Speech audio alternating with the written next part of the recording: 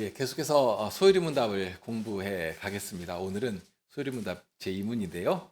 먼저 하나님의 말씀을 읽겠습니다. 요한복음 17장 1절부터 17절까지입니다. 예수께서 이 말씀을 하시고 눈을 들어 하늘을 우러러 가라사대 아버지여 때가 이르렀사오니 아들을 영화롭게 하사 아들로 아버지를 영화롭게 하게 하옵소서.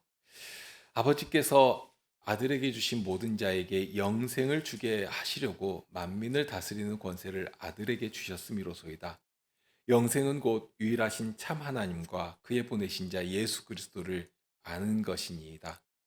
아버지께서 내게 하라고 주신 일을 내가 이루어 아버지를 이 세상에서 영화롭게 하였사오니 아버지여 창세 전에 내가 아버지와 함께 가졌던 영화로서 지금도 아버지와 함께 나를 영화롭게 하옵소서.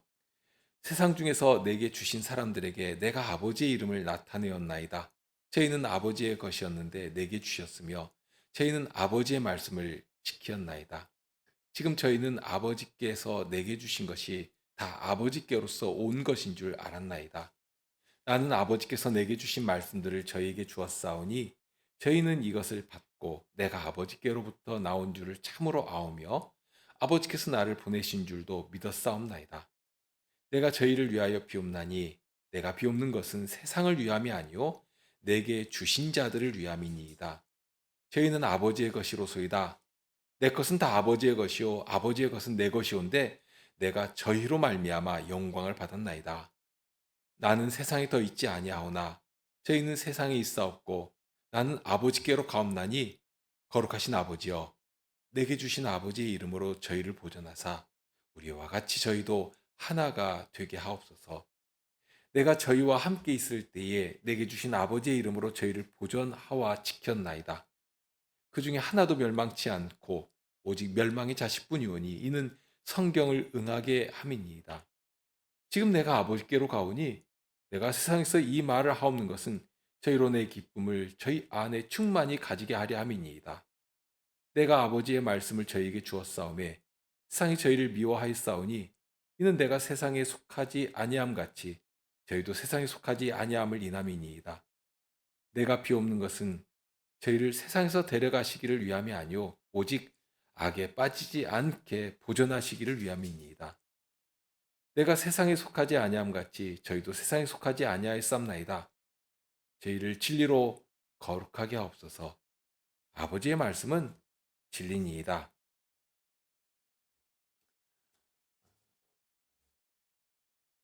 소리문답 이문을 함께 읽으실까요? 혹시 책이 있으신가요?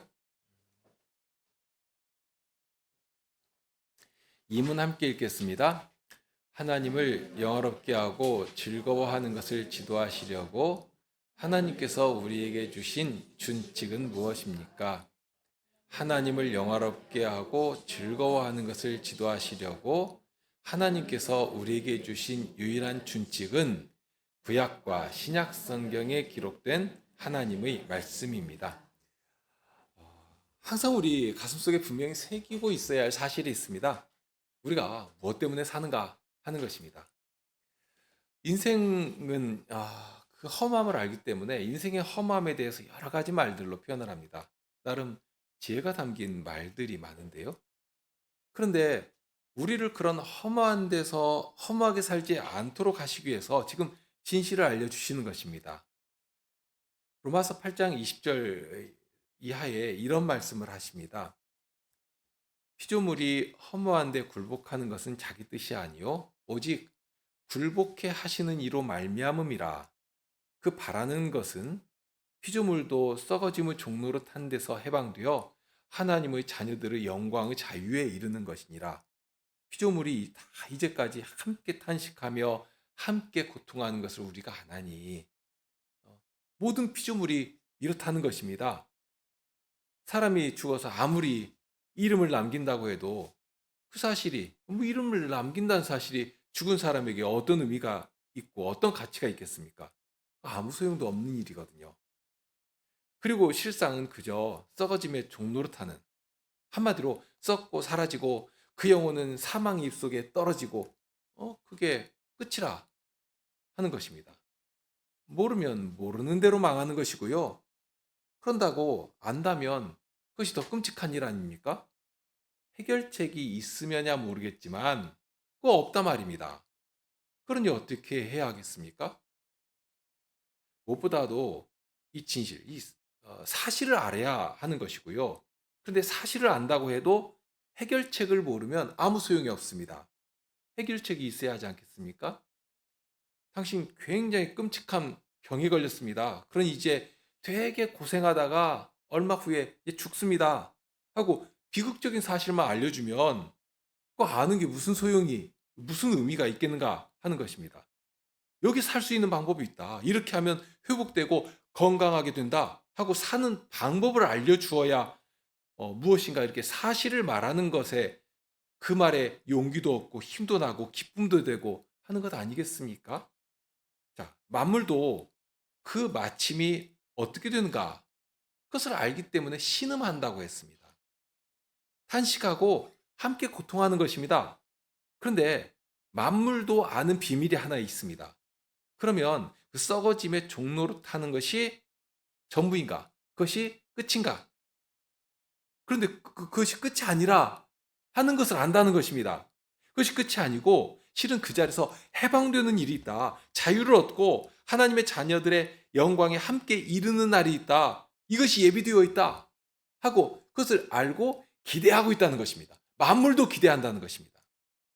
그러면 피조물조차도 아는 이 비밀이 뭐냐 하는 것인데요. 그런데 유독 인생들만 그 사실을 모르지 않습니까?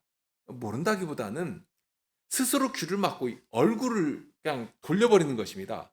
사실을 외면하고 진실을 아무리 말해줘도 거부하는 것입니다. 하나님께서는 이 복된 하나님의 자녀들의 영광, 자유에 이르는 이 길을 가르쳐 주시면서 지금 기다리고 계시는데요. 그 부르심을 아주 우습게 알고 멸시해 버리는 것입니다. 그러면 어떻게 됩니까? 망하는 것밖에 남아있는 것이 없는 것입니다. 지금 소유문답이 처음부터 명확하게 가르치는 진실이 무엇인가 하면 사람이 무엇 때문에 사는가 하는 것입니다.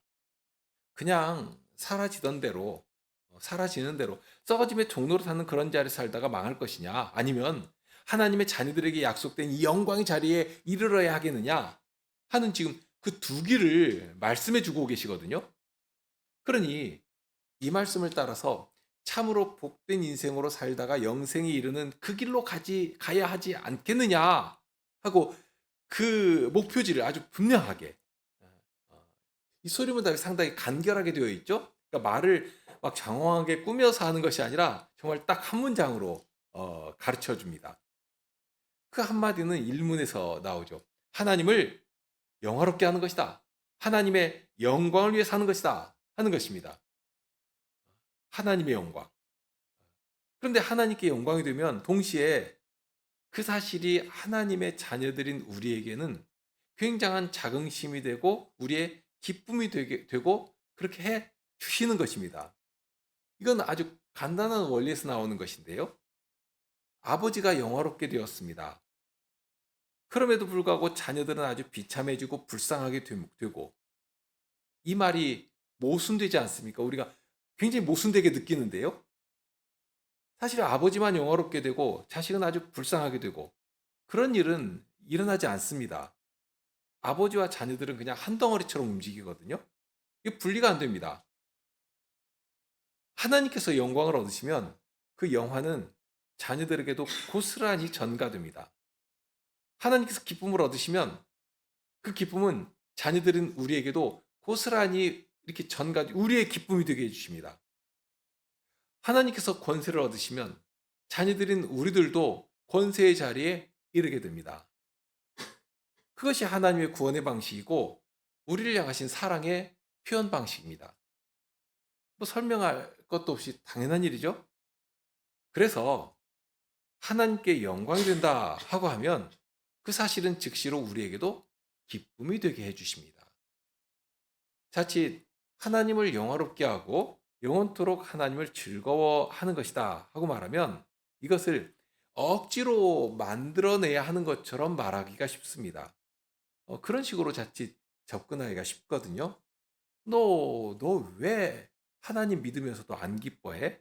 하면서 이렇게 강작하려고 하는, 특히 사랑이라는 이름으로 그런 것을 강요하기가 쉽습니다. 이건 내가 좋아하는 것인데 왜 당신은 안 좋아해? 그러고도 사랑한다고 말할 수 있어?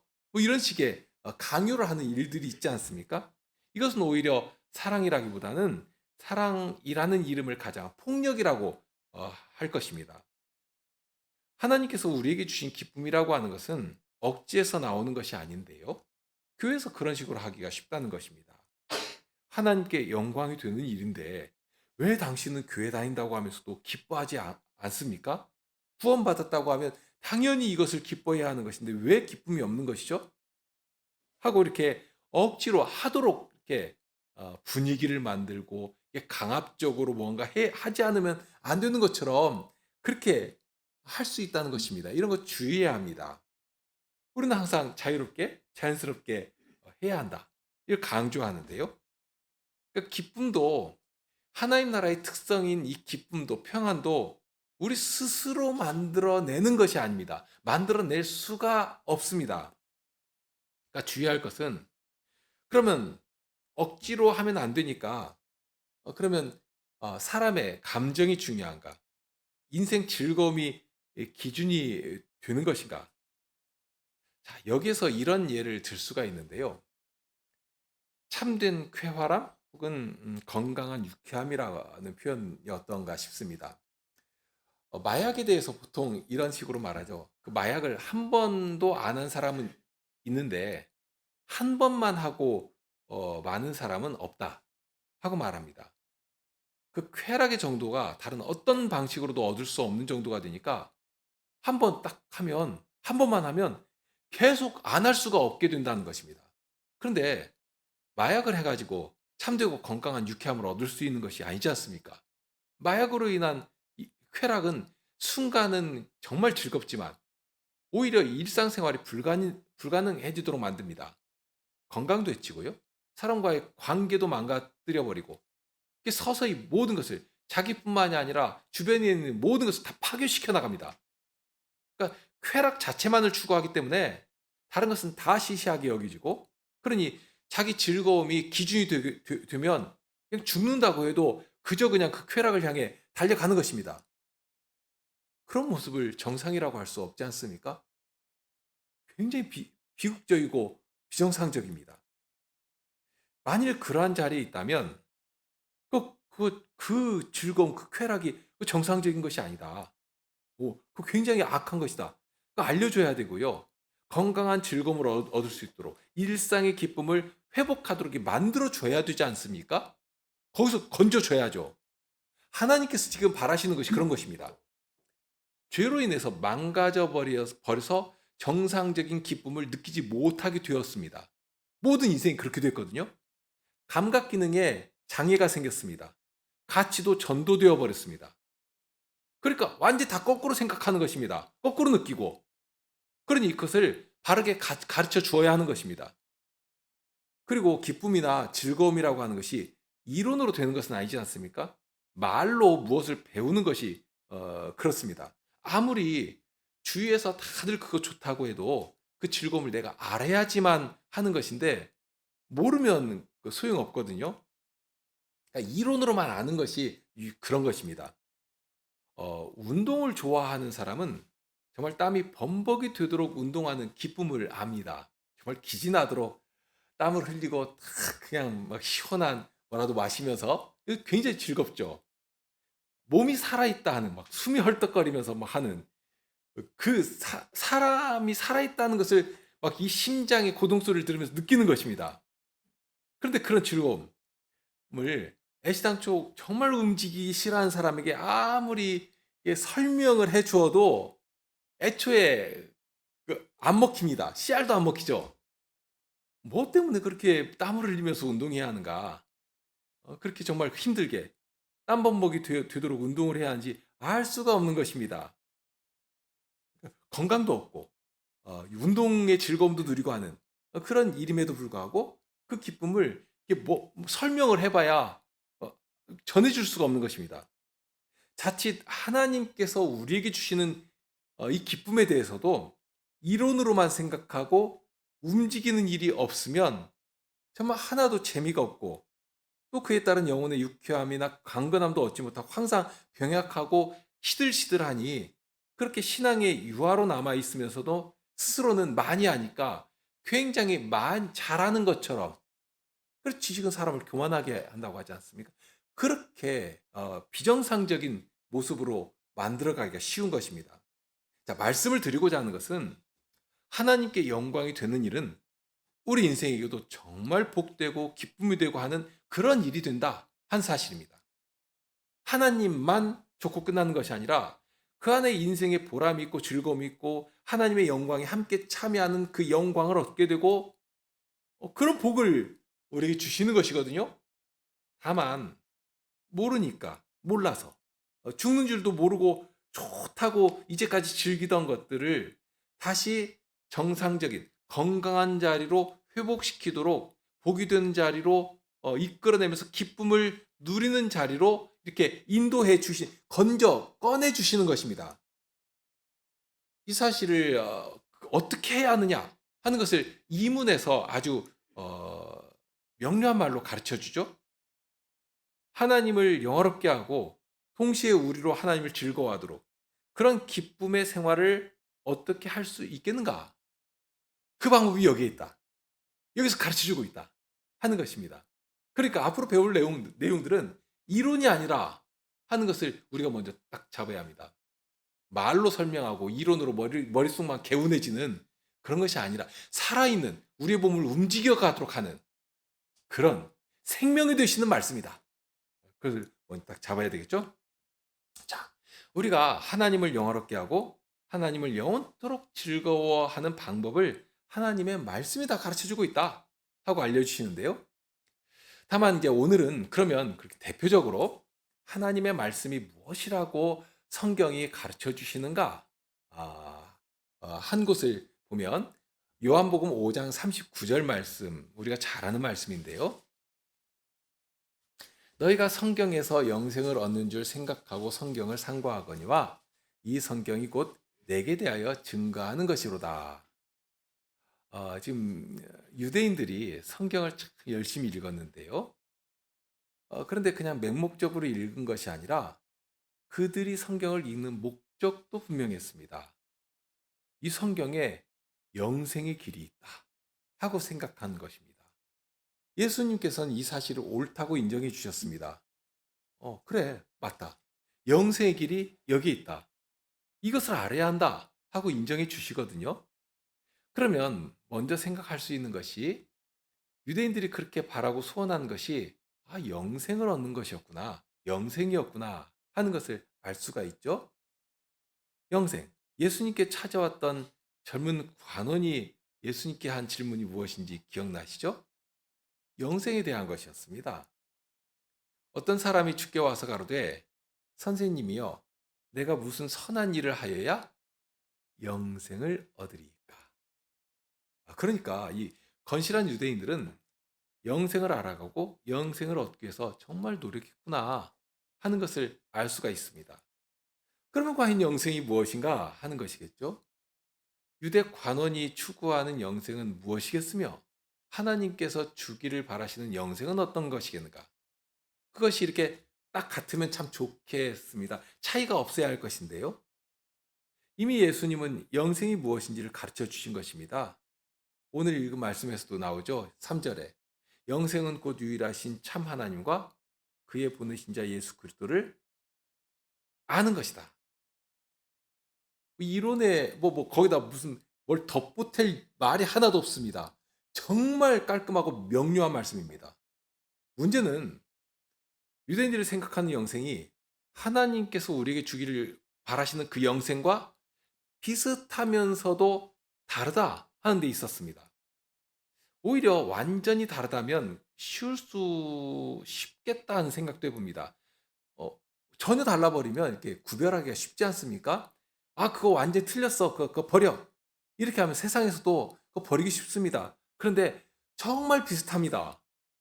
그러면 자기 생각을 도대체 버리지를 못하거든요. 이 젊은 관원이 그랬습니다. 율법을 잘 지키면 영생을 얻을 수 있는 것으로 알고 최선을 다해 지켰습니다. 그래서 율법의 기준으로 보면 흠이 없을 만큼 그렇게 되었습니다. 어릴 때부터 다 지켰다 하고 예수님 앞에서도 정말 자랑스럽게 말할 정도 아닙니까?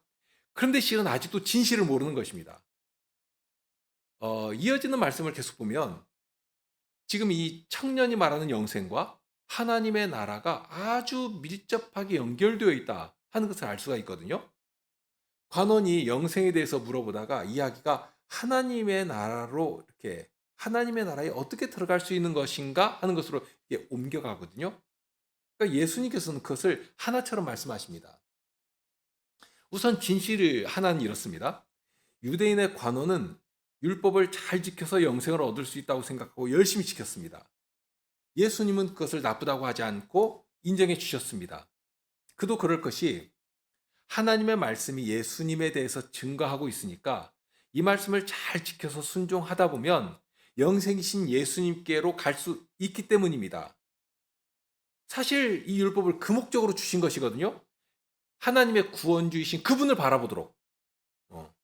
인생에게는 소망할 것이 없다. 인생은 도무지 안 된다. 그러니 나의 구원은 내가 아니라 나에게서가 아니라 하나님께로부터 오시는 것이다. 하고 하나님을 바라보도록 하시는 것이거든요. 그래서 예수님께 젊은 관원에게 마지막으로 결론하신 말씀이 넌 나를 쫓아라 하고 진리의 핵심을 명확하게 알려주신 것입니다. 거기에 생명이 있습니다. 자, 여기서 좀 더 들어가면 예수님은 영생에 대해 질문을 받으시면서 하나님 나라에 대한 말씀을 하십니다. 이렇게 교차적으로 사용하시는 것을 보니까 영생과 하나님 나라는 뗄 수가 없는 관계다. 아주 밀접하게 하나처럼 묶여 있다 하는 것을 알 수 있습니다. 이러한 일은 니고데모에게 하신 말씀에서도 볼 수가 있거든요. 바리새인 중에 선생인 니고데모가 밤에 예수님께 와서 어떻게 해야 하나님 나라에 들어갈 수가 있습니까? 하고 여쭈었는데요. 그런데 예수님께서는 물과 성신으로 거듭나야 한다 하고 말씀하십니다. 그러면서 그 이야기 말미에 이는 저를 믿는 자마다 영생을 얻게 하려 하심이니라 하는 말씀으로 마칩니다. 그러니까 여기까지 알 수 있는 것이 하나님 나라가 있는데 하나님 나라에 영생이 있다 하는 사실입니다. 달리 말하면 영생을 소유한 자가 하나님 나라에 들어갈 수가 있다 하는 것입니다. 그리고 이 영생은 예수님께서 보내신 성신으로 거듭난 사람이 소유할 수 있는 것이다 하는 것을 또한 알 수 있습니다. 그러니까 성신께서 그와 함께 하시는 자, 성신을 소유한 자가 가질 수 있는데 그럼 성신께서 하신 일이 무엇이냐? 요한복음 16장 13, 14절에 이렇게 말씀하시죠. 그러하나 진리의 성신이 오시면 그가 너희를 모든 진리 가운데로 인도하시리니 그가 자의로 말하지 않고 오직 듣는 것을 말하시며 장래 일을 너희에게 알리시리라. 그가 내 영광을 나타내리니 내 것을 가지고 너희에게 알리겠음이니라. 예수님의 것을 가지고 와서 예수님을 알리시는 일을 누가 하시는가? 성신께서 하신다. 성신님은 진리의 성신이신데요. 그 진리가 바로 예수님 자체이십니다. 그러면 이것이 또다시 하나로 통일되어 가죠? 이야기가 복잡한 듯한데요. 아주 명료하게 모든 것들이 가리키는 곳이 있습니다. 이 많은 말씀들이 집중하는 곳이 있습니다. 바로 이 땅에 오신 예수님입니다. 앞에서도 말씀드렸죠? 예수님을 아는 것, 예수님을 따르는 것, 이것이 영생입니다. 그래서 결론은 영생은 곧 유일하신 참 하나님과 그의 보내신 자 예수 그리스도를 아는 것이라. 바로 그것을 향합니다. 요한복음 14장 21절에 예수님께서 이런 말씀을 하십니다. 나의 계명을 가지고 지킨 자라야 나를 사랑한 자니 나를 사랑한 자는 내 아버지께 사랑을 받을 것이요 나도 그를 사랑하여 그에게 나를 나타내리라. 이 말씀을 가지고 한 가지 좀 더 생각해 보시죠. 예수님을 아는 것이 어떤 것인가 하는 것인데요. 부자 청년에게도 마지막에 하신 말씀이 넌 나를 쫓아라 하신 말씀입니다. 그럼 예수님을 존다는 것이 무엇인가 하는 것입니다. 여러 말로 설명할 수 있겠습니다만 예수님께서 명확하게 보여주신 말씀이 바로 이것입니다. 처음에 나오는 21절 처음에 나오는 나의 계명을 지키는 자라야 하겠다 하는 말씀입니다. 그리고 거기에 전제되어 있는 거룩한 정서와 성격이 하나 있는데 바로 사랑입니다. 사랑의 관계 안으로 들어오게 하시는 것입니다. 유대 관원이 그랬던 것처럼 하나님의 말씀을 지켜야지만 영생에 이를 수 있습니다. 그 말이 사실입니다. 다만 거기에 아주 중요한 하나가 빠져 있었습니다. 여기 예수님의 말씀이 답이지 않습니까? 나의 계명을 가지고 지킨 자라에 나를 사랑하는 자라. 달리 말하면 너 나를 사랑한다고 하느냐? 그러면 나의 계명을 지켜야 하는 것이다. 나의 계명을 지켜야 나를 사랑한다고 말할 수 있는 것이다 하는 것입니다. 그러니까 관원에게 요구하시는 것은 무엇보다도 하나님을 사랑해야 한다. 모든 일을 무엇이라도 계명을 지키는 것도 동일합니다. 사랑하는 자리에서 지켜야 하는 것이다. 사랑해야 하는 것이다. 영생의 길을 어디서 시작할 수 있는가? 일단 네가 크고 중요하게 여기는 것, 나보다 더 사랑하는 것, 나보다 더 크게 여기는 것, 그거 버려야 한다 하는. 그러면서 넌 나를 좇아라 하고 명하신 것입니다. 그 모든 것을 움직이는 것이 무엇인가? 하나님을 사랑하는가 하는 것입니다. 예수님께서 예수님을 사랑하는 거기에 비밀이 있는데요. 14장 요한복음 14장 23절 24절 말씀입니다. 예수께서 대답하여 가라사대 때 사람이 나를 사랑하면 내 말을 지키리니 내 아버지께서 저를 사랑하실 것이요 우리가 저에게 와서 거처를 저와 함께하리라. 나를 사랑하지 아니하는 자는 내 말을 지키지 아니하나니 너희의 듣는 말은 내 말이 아니요 나를 보내신 아버지의 말씀이니라. 이 말씀에서도 중요한 사실을 발견할 수 있지 않습니까? 사랑이라는 말 자체도 그렇고요. 영생에 대한 말씀에서도 보면 사랑은 예수님과 회복된 관계 안에 들어가는 것입니다. 좀 달리 표현하면 관계가 회복되는 것입니다. 방금 읽은 말씀. 내 아버지께서 저를 사랑하실 것이요 우리도 저에게 와서 거처를 저와 함께하리라. 저에게 와서 거처를 함께한다. 이 거처를 함께한다. 이것은 그냥 같이 산다는 말씀입니다. 한 집안에 한 식구로 정말 그 한솥밥을 먹는 그 식구로 되어서 그 한 사회 안에 들어와서 정말 어울려서 살아가는 것입니다. 가장 중요한 것은 그런 관계가 되도록 회복시켜 주시는 것이죠. 관계가 회복되도록 하는 것입니다. 에베소서 2장 14, 15절 말씀이 있죠.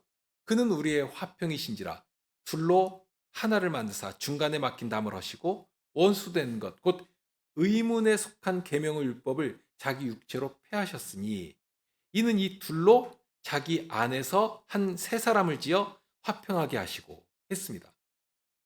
지금까지는 원수처럼 싸우던 그런 자리에서 이제 담을 허물어 버리셨습니다. 예수 그리스도께서 허물어 버리시고 화평하게 하시고 그리고 예수님 안에서 하나의 몸으로 한 몸으로 하나님과 화목하게 만드신 것입니다. 십자가로서 그 일을 이루시고 우리를 받아주십니다. 그러니까 억지로 그냥 이질적인 거 그냥 갖다 묶어 놓는 것이 아니라 사랑으로 허물어진 것을 세우고 막힌 것을 허무시면서 하나로 묶어 주시는 것입니다. 그러니 사랑이 강력하게 주장되고 지배되는 거기에 화평이 가득하게 되는 것입니다. 사랑이 모든 허물을 덮는다고 하지 않습니까? 인간적인 그릇되고 악한 모든 더러운 것이 사랑으로 그냥 덮여버리는 거예요. 도포되니까 덮여버리는 것입니다. 자, 결론입니다. 이 계명이 가르치는 것은 하나님을 영화롭게 하는 그 일을 과연 어떻게 할 수 있겠는가? 어디에 방법이 있느냐 하는 것인데요. 하나님께서는 그 일을 위해서 하나님의 말씀, 계시의 말씀을 주셨습니다. 그리고 그 말씀이 가리키는 곳이 바로 영생의 말씀이신 그리스도이십니다. 그리고 그리스도께서 주신 선물은 하나님과 화목해 되는 하나님과 다시 사랑의 관계 안으로 들어가는 것입니다. 이제까지 하나님 앞에 나아갈 수 없도록 만들던 모든 더러운 죄의 일들이 예수 그리스도 안에서 다 소멸되어 버리는 것입니다. 모든 것이 다 해결되는 것이죠. 하나님 앞에 예수 그리스도 안에서 나아갈 수 있게 되고 정말 가장 좋은 분과 우리를 지으신 우리를 누구보다도 잘 아시는 우리를 사랑하셔서 아드님까지라도 아낌없이 내어주신 그분 앞에 나아가 그분께서 우리에게 요구하시는 모든 일들을 우리가 기쁨으로 이루어드리면서 그렇게 하나됨을 나타내게 하신 것입니다. 하나님을 영화롭게 하는 것이 첫째라고 했습니다. 그렇게 된즉 우리도 또한 하나님 안에서 즐거워하게 됩니다. 이 즐거워한다는 말 자체가 그렇습니다. 즐거워한다는 것이 혼자서 이렇게 희죽희죽 웃는 뭐 그런 것 아닙니다. 이 즐거움이라고 하는 것은 관계 속에서 형성되는 것이거든요. 그러니까 조용히 묵상하니까 그냥 기쁨이 막 샘솟듯 나온다. 물론 그런 것이 없다는 말씀이 아니라 그런 것도 있지만 더 중요한 것은 관계 속에서 회복되는 것이거든요. 마치 친한 친구끼리 만나가지고 이야기하다 보면 시간 간 줄 모르지 않습니까? 또 사랑하는 사람과 함께 하면 정말 그 시간 자체, 아무것도 안 해도 그냥 자체가 즐거운 것입니다. 그런 것입니다. 그런 관계 안에 우리를 연합시켜 주시고 하나님께서 예비하신 모든 분복을 함께 누리며 나누며 그런 복된 사유를 이루어 가도록 하신 거기에 있는 것인데요. 바로 그러한 비밀을 하나님과 화목하며 사귐을 나누며 생명이신 그리스도와 영원토록 함께 즐거워할 수 있는 이 비밀을 계속 가르쳐 주시는 것입니다. 우리 함께 기도하실까요?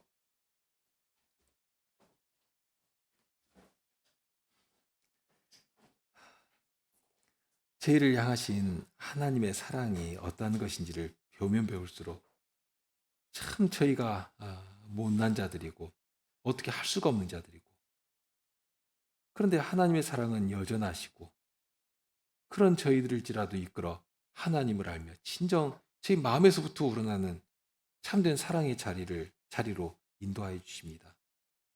말과 논리로 이루어지는 것이 아닌 것을 알고 있사옵니다. 하나님께서 저희를 향해 두신 하나님 나라의 영광스러운 일을 향하여 저희를 기꺼이 드리며 그렇게 하나님을 배우며 하나님 나라의 평안을 함께 나누며 즐기며 성도와 함께 그 사명의 자리를 향해 힘써 움직이며 그런 저희가 되기를 소망하옵는데 주님 이제도 저희의 필요를 육신의 필요만이 아니라 저희 영혼에 필요한 양식을 늘 풍족히 내려주시며 그러니 그 안에서 자라며 장성한 자리에까지 이르게 하여 주옵소서.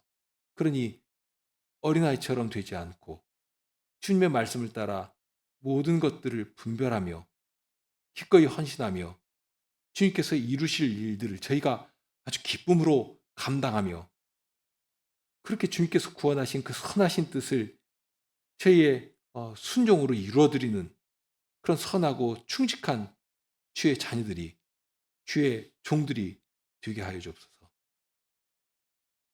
이제 저희를 살아가는 터전으로 보내십니다. 저희 앞에 일주일의 시간을 허락하셨사오니 저희가 어떤 자리에 있을지라도 그리고 어떤 자들 앞에 이를지라도 주님의 보호하신 은혜로 붙들어 주시고 지혜로 함께 하셔서 하나님의 백성이 드러내야 할 선한 증거를 막힘없이 전하며 하나님의 이름을 높이는 그런 주의 자녀들이 되도록 은혜로 함께하여 주시옵소서. 우리 주님 예수 그리스도 이름으로 기도합나이다. 아멘.